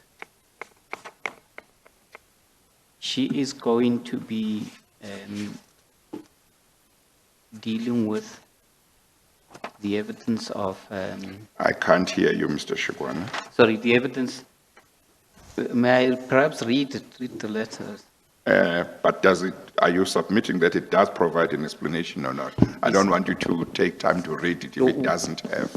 What I can submit, Mr. Chair, is that in there, she is informing the evidence team what she would be going to deal with at the meeting. And then she says also that she is ready to provide a sworn statement or affidavit in respect of the previous Rule 33 notices. Where are you reading from? What paragraph? The first part starts from paragraph 1 to 4. But what I was reading now is in paragraph 6. Yes. Yes. From 1 to 4, that's where she deals, she mentions the fact that, say, for example, in paragraph, Well, in paragraph 6, she says, and I read, I therefore advise further that I am ready to provide a sworn statement stroke affidavit in respect of the previous Rule 33 notices issued in relation to the evidence of A, Mr. Mfanimpela Moses Dingiswayo, B, Ms. Onika Matangoye, and C, Mr. Abdurazak Zaki Ahmad. And then 7, kindly advise the legal team and forensic investigators to get in touch with me as soon as possible. So she was saying, this was 23 June, Yes. she was saying she was ready to provide a sworn statement or affidavit in relation to the evidence of these 3 witnesses whose affidavits she received in February last year.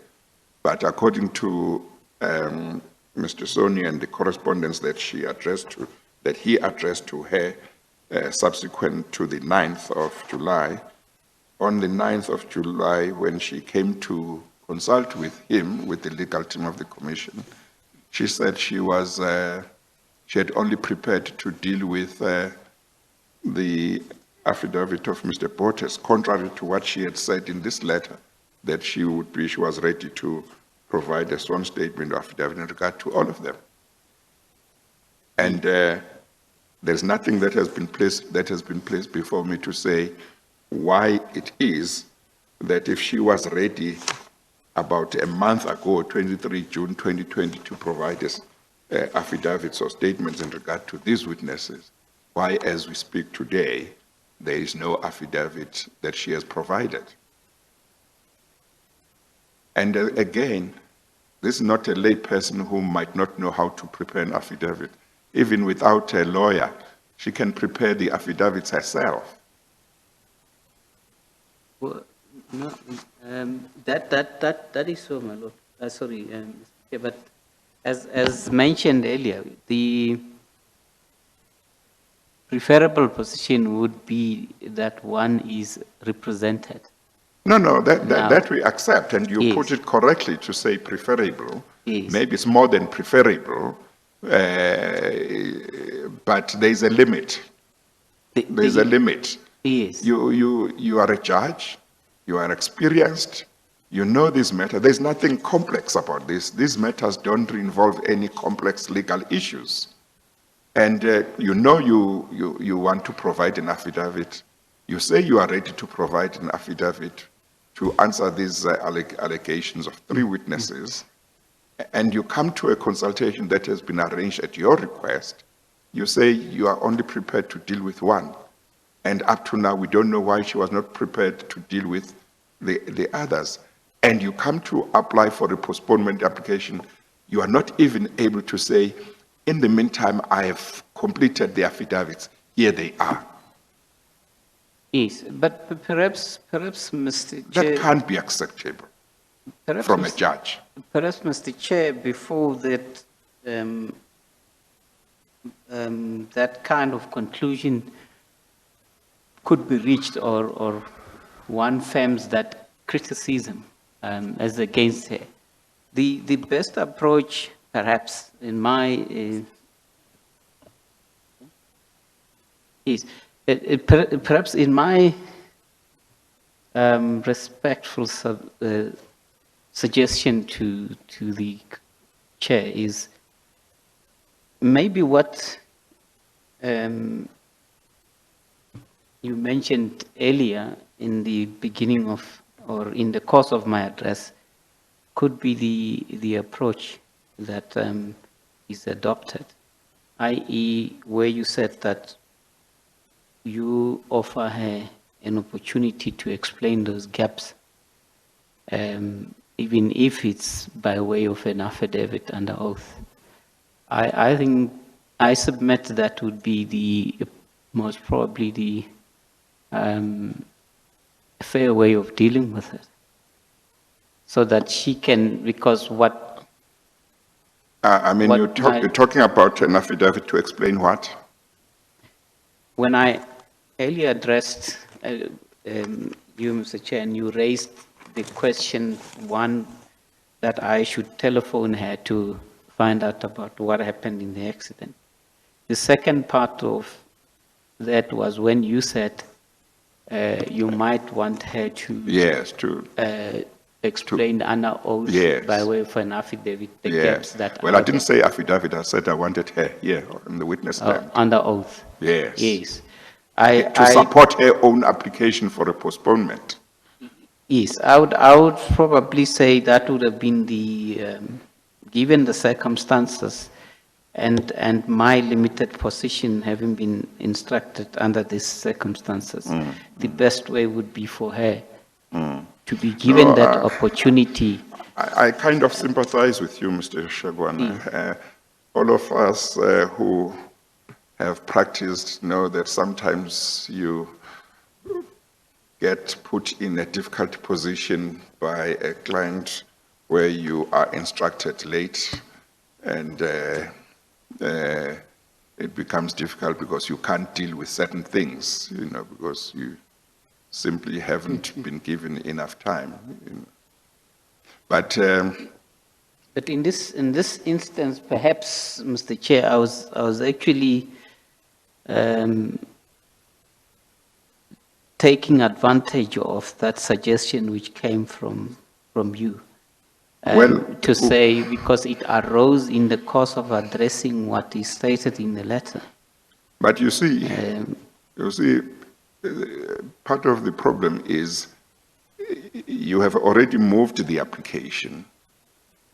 Yes. Those are matters that should have been addressed even in an application and an affidavit before. We are here now, and I was hoping that when we took a break earlier, she would be able to say, yes, I can be there in an hour's time, and I make myself available to be questioned by the chairperson about my application for a postponement.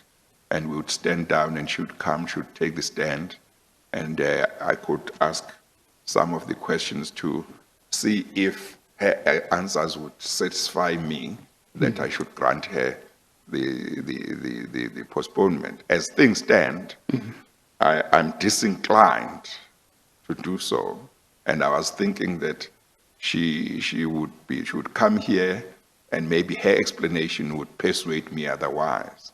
So I'm still going to hear what you have to say, but my inclination is that the application has got no merit. But I want to hear, because you are still responding to Mr. Soni, in case there is something that persuades me otherwise. Yes, but perhaps that could be, Mr. Chair, where you do not have an intervening impossibility as of the sort that we have. If it was only the scenario as painted by my learned friend, Mr. Soni, I would say the comment right now from the chair to say, with all that's there, the chair will be disinclined to allow that opportunity. But now you have a an intervening impossibility which is not of the making of her own. Well, you see, in you see, as things stand, yes, the thing about, I haven't seen the pictures, I hope they are available now. I should see them as soon as possible. Except for that issue, because you said you saw the pictures of the car, which gave you the impression that this was an accident. I think that's what you said. Except for that part, my inclination, my prima facie view is that there is no merit in this application for a postponement. And if she was here, I would be inclined to dismiss it and say, let's start. But there is a reality that she's not here now. yes. And it may be that when I see the pictures of the car, also I may take the view that, well, maybe what happened may have caused her some emotional trauma. So, but maybe I think the next thing that we should talk about is, have you received instructions whether if we were to postpone to tomorrow, she would make herself available? I just wanted to get the the response. the clear response from the attorney, Okay, if I can. okay. Maybe if I'm given Yes. a minute. Yeah, no, that's fine.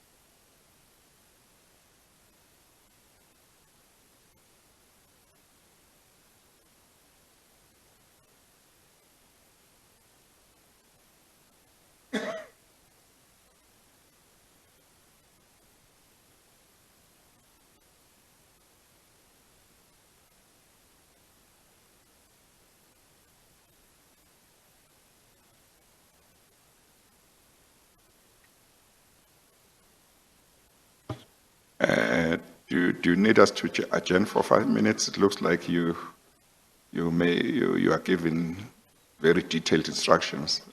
Or are you about to be ready? Yes, maybe 5 minutes. We can do that. Okay, we'll take a short adjournment. Uh, I'll give you about 9 minutes. We'll resume at 1:45. We adjourn. All rise.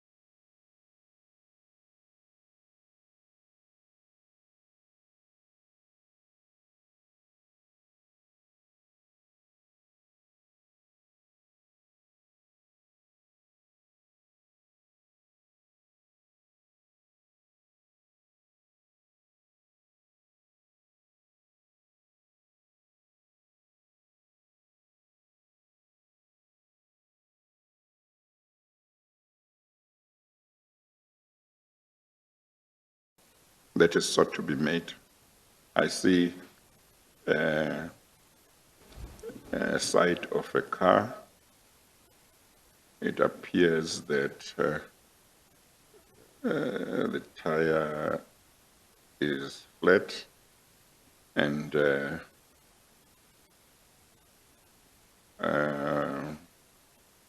just above the tire, it looks like the car may have scratched something. And then in the other picture, it also shows the tire.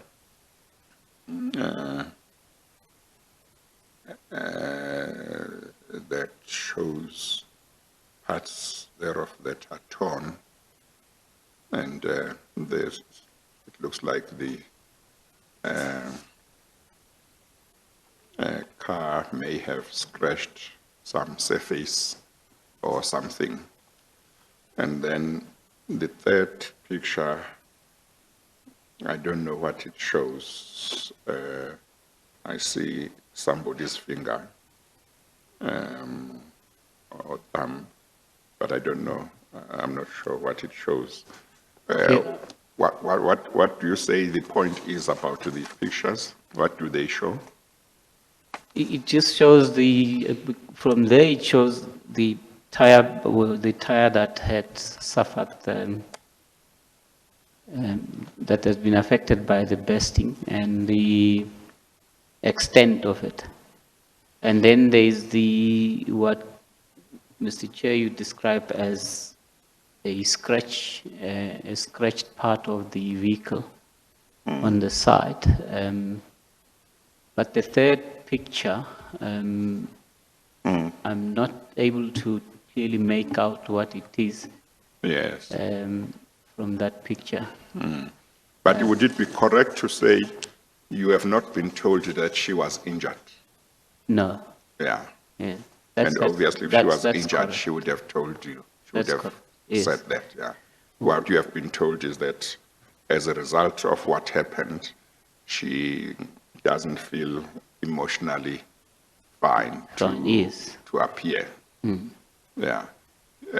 I think you may have used, I don't know if you used traumatized earlier on. Yes, that I also used that term. Yeah. Yeah. Is that the term that came from her, or that's No, just from me. your understanding? Yes. Yeah. Okay, but she said emotionally she doesn't feel Yes, she's good enough to appear, and she says she doesn't feel that tomorrow should be fine. She would have to recovered appear. from that. Yes. Well, I don't know if there's anything further you are going to say. Just to. Yes. Sorry, Mr. Yeah, I was saying I don't know if you have anything further to say. I think I must give you a chance to say whatever else you wanted to say Yes. in The- reply. what I wanted to say, Mr. Chair, is also the following. The information I have is that the statement that on the 13th of July she did not answer nor respond to a call from my learned friend, Mr. Soni, is incorrect. When that call came, my understanding is that she was at court and she had actually returned the call. And secondly, which is what she would deal with in the event she had had the opportunity to do the affidavit. Secondly, it's the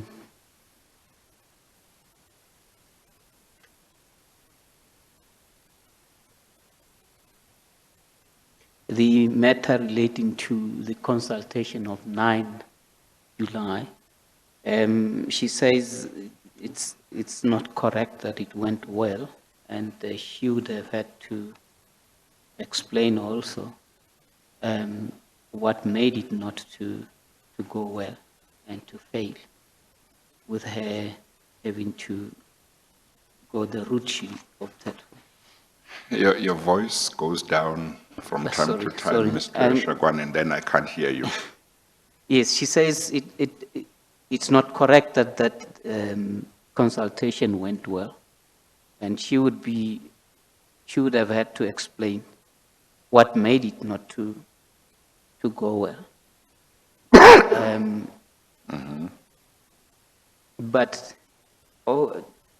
as a final submission on my part and on her behalf, Mr. Chair, I want to believe that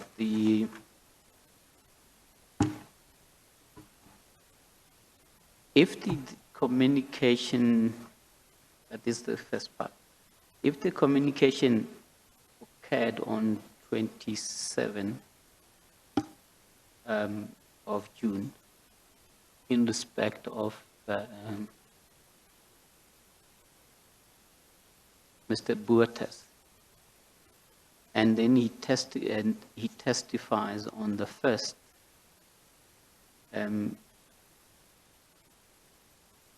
it is only reasonable that he would have had to make the request she did. And in my submission, if one looks at what is contained, for example, at paragraph 6, it could not have been that he is not responded to under those circumstances, which would have afforded her the opportunity that he sought in order to deal with the matter at that point. Secondly and lastly, under these circumstances, you may not, Mr. Chair, in the interest of fairness, ignore the fact of this intervening incident of last night. One that, as I said earlier on, one would have thought that if it was an important factor for the postponement, would have been given to you either last night or early this morning to say something else has happened which is not, you are not going to rely on to move the application. This is what has happened, irrespective of what the grounds that may have been there for a postponement application. Here is what has happened that makes it impossible for me to appear. And of course, I have no doubt that in all probability, when you stood up to address me, you would have wanted to raise that quite upfront to say, whatever happens, here is the situation that has happened. But I had to ask, why is she not here? Because I said she should be told that I wanted to be here so that, excuse me, if her application for a postponement is not successful, we can proceed. It was only then that I was told by you, and I don't know whether you were hearing for the first time or you had heard it, but I was told about this incident of yesterday. So I'm simply saying there is that concern. Mr. Chair, perhaps I should start here, and it's what I sometimes even say in a court address. And I may say this, when I addressed you in response to that, I did indicate that at the time when this call came from the secretariat to say she should also be present, I was informed, and my question was, is she in a position to be available? And I was then informed of that accident. In the plan of, which is what I preface by saying, I normally say it even in court address. In the lineup of my address to you, the last part would have been to mention that aspect, because I had to still verify certain aspects of it. Yes, okay. So Okay. it was still going to be mentioned. Yes. But Okay. it so happens that in court, from the bench, Yeah. there's intervention, then it preempts something that you're still Yes. going to deal with it. No, Yes. that's fine. I take it you are done now. Yes, so what she would also request in the face of this would be that she could have her affidavit filed by the end of next week, which is 31 July 2020, if you permit, Mr. Chair, to that extent. Okay. Okay, all right. Thank you, Mr. Shagwane. Thank you. I'm not going to give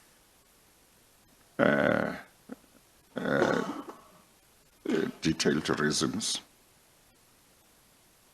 but if they are required, they can be given in due course. Save for the issue of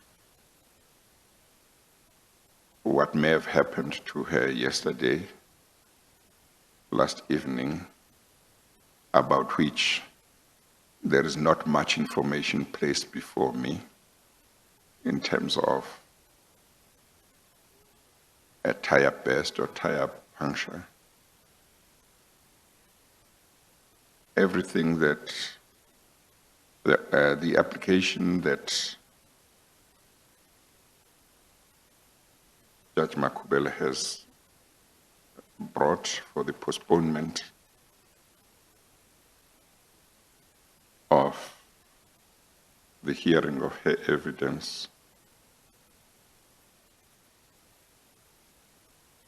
does not reveal any good cause for a postponement. And actually, everything else on which the letters that were put up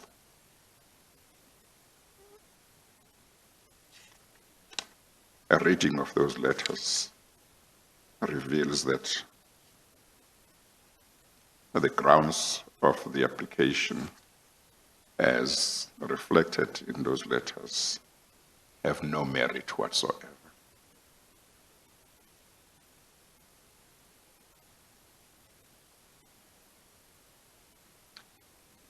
With regard to the issue of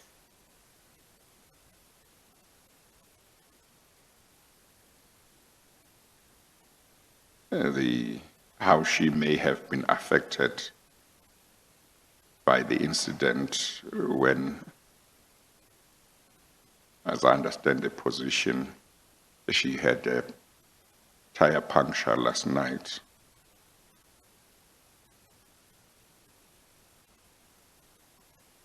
Not enough information is placed before me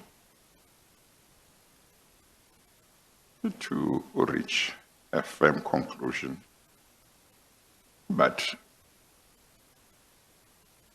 the fact of the matter is that she is not here now. It may or may not be that in due course, when all the facts are placed before me in regard to that incident, I may form the view that indeed that was a good ground, but it may be that I would come to the conclusion that it was no good ground for a postponement. But faced with the situation that we are faced with, I have to postpone the hearing because she's not here. And I'm told that as a result of the incident yesterday, she is not in an emotional state that would allow her to be here to give evidence. This has caused the Commission a lot of inconvenience. This date was set aside for her to give evidence. As Mr. Soni indicated, according to correspondence, she had indicated that she was available for today. Of course, she wouldn't have known what was going to happen yesterday, but the application for a postponement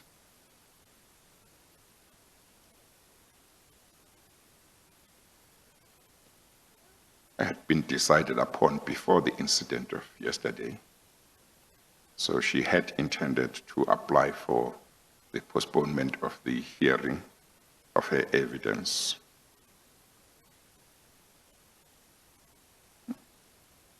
And as I say, all the grounds that she relied on in the correspondence, which are the grounds that preceded the incident of yesterday, don't reveal any merit whatsoever. This commission is working under very serious time constraints. It has got to finish its work within a certain time that has been laid down by the court, and it cannot afford to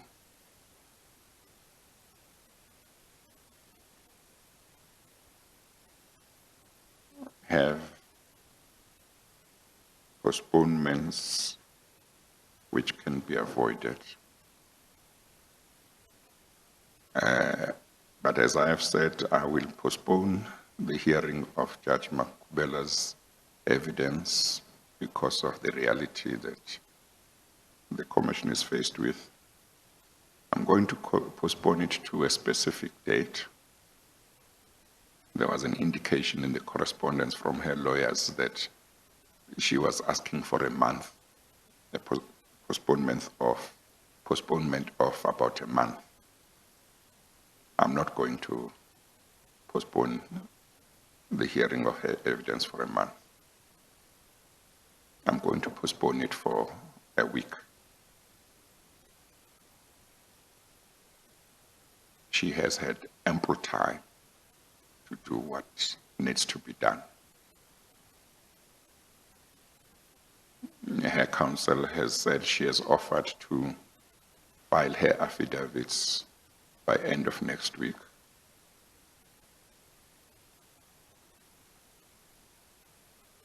I'm going to direct that she should file her affidavits by close of business on Wednesday next week.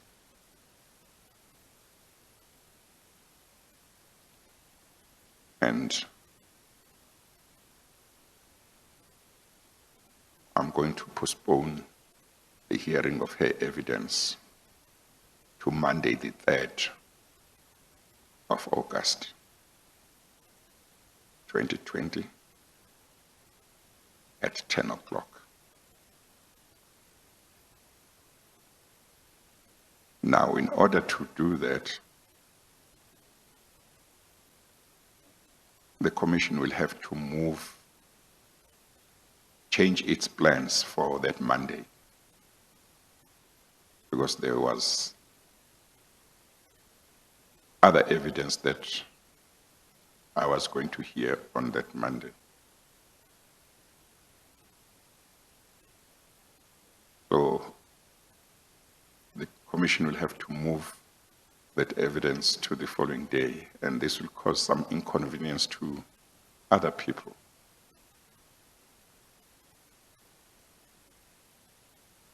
But I'm determined that I must hear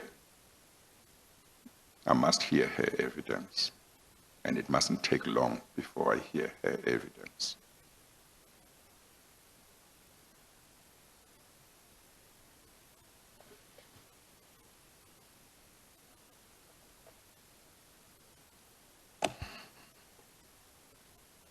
Furthermore, unfortunately, I find it necessary that I issue a directive that she must appear before this Commission on that day. I would not normally do that against a judge, because if, as chairman of the Commission, I request that a judge appears before the Commission, I expect that that would be enough. It has been enough in regard to many other people who are not judges. When they get a request from the Commission that I would like them to file affidavits or to appear, they've willingly agreed to appear and to file affidavits without having to be compelled.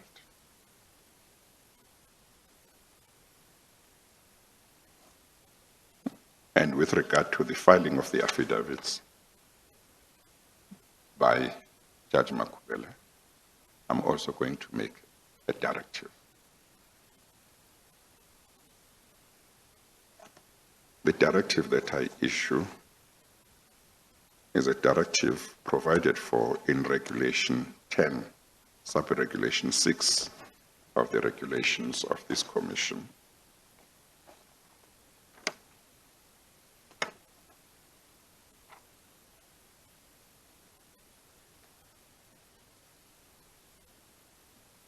And that sub-regulation reads as follows, and I quote, "For the purposes of conducting an investigation, the chairperson may direct any person to submit an affidavit or affirm declaration or to appear before the Commission to give evidence or to produce any document in his or her possession or under his or her control which has a bearing on the matter being investigated and may examine such person."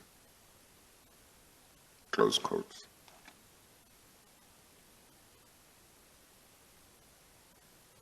Therefore, this is the order stroke directive. 1, the hearing of the evidence of Judge Makhubele is postponed to Monday, the 3rd of August, 2020, in this venue. 2, in terms of Regulation 10, 6 of the regulations of this Commission, I direct Judge Makhubele to deliver to the Commission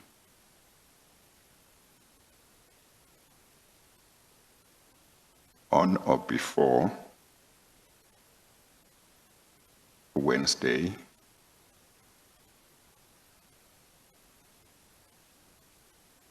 what is the date on Wednesday?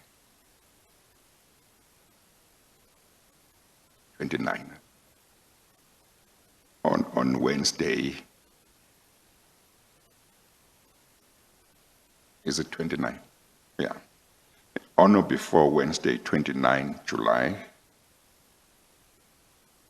2020, an affidavit or affirmed declaration or affidavits or affirmed declarations responding to the affidavits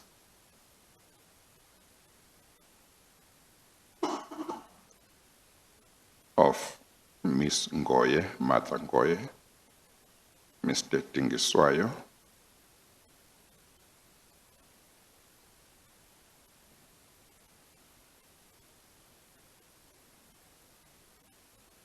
Mr. Mukhashwa, Mr.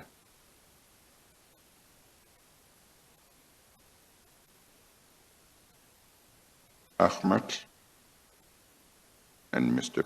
Botes, insofar as each one of those affidavits may relate to her or implicate her or mention or have some allegation about her.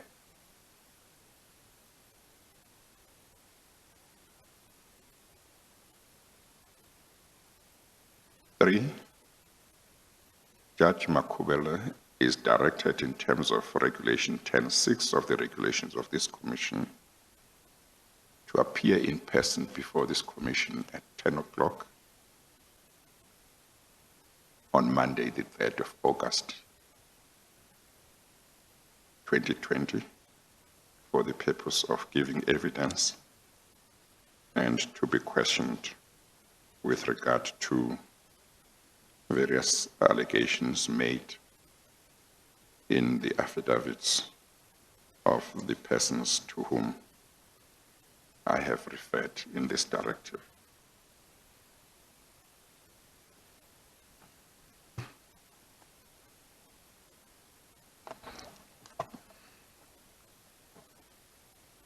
That is the directive. We will then now adjourn.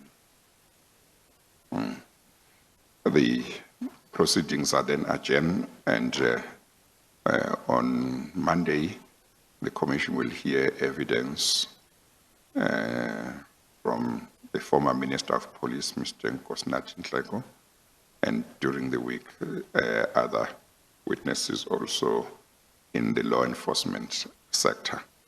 We adjourn. All rise.